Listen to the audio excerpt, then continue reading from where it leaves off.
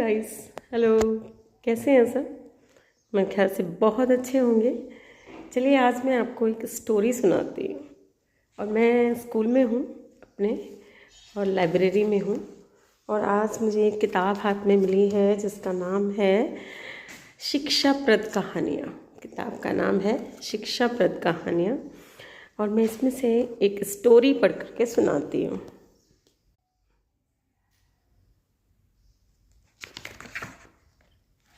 हाय, चलिए कहानी शुरू करते हैं।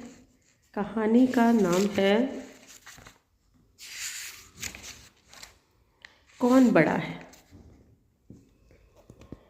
तो कहानी में बहुत समय पहले की एक बात है। लिखा है, एक राजा थे जिनका नाम था कर्ण सिंह। उनके राज्य में कोई भी प्राणी दुखी नहीं था। वे प्रजा की सुख सुविधा का पूरा ध्यान रखते थे। उनके मन में एक प्रश्न हमेशा रहता था कि क्या वास्तव में मैं सर्वगुण संपन्न हूँ, या प्रजा तथा मंत्रीगण मेरी व्यर्थ ही प्रशंसा करते रहते हैं।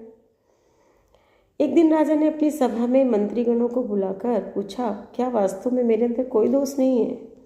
राजा के इस प्रश्न को सुनकर सभी मंत्रीगण बड़े हैरान हो गए। एक स्वर में बोले, महाराज, आप में दोष निकालना तो साक्षात ईश्वर में दोष निकालना है। आप तो बहुत दयालु, उदार और न्यायप्रिय राजा हैं। आपके समान गुणवान राजा तो कोई है ही नहीं। राजा को अपनी तारीफ सुनना बिल्कुल पसंद नहीं आया।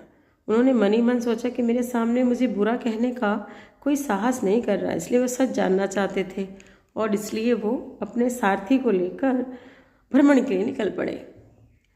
गांव गांव, शहर शहर जाकर राजा यही पूछते कि महाराज कर्ण सिंह जैसे राजा कौन हैं, या वो कैसे हैं। कि प्रत्येक स्थान पर उन्हें उत्तर मिलता कि राजा के समान तो कोई भी पृथ्वी पर है ही नहीं, वो बहुत अच्छे हैं।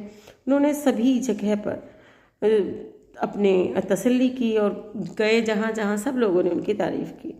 राजधानी की तरफ मोड़ने का आदेश दिया। जैसे ही घोड़े राजधानी की तरफ गए, सामने एक छोटी सी पुलिया थी जिस पर एक समय में एक ही रथ निकल सकता था। एक तरफ से राजा कर्ण सिंह का रथ आ रहा था, तो दूसरी तरफ से कौशल देश के महाराज का रथ आ रहा था।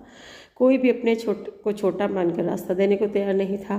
तो राजा कर्ण सिंह के सेवकों ने कहा, हमारे राजा बुराई का बदला बुराई से देते हैं। तो कौशल देश के राजा ने सेवकों को कहा, लाई का बदला भलाई से देना साधारण सी बात है, लेकिन हमारे राजा तो बुराई का बदला भी भलाई से ही देते हैं। हमारे राजा को हानि पहुंचाते हैं, वे उन्हें भी लाभ भी पहुंचाते हैं। इतना सुनकर राजा कर्ण सिंह ने अपने दोषों को ज्ञान हुआ और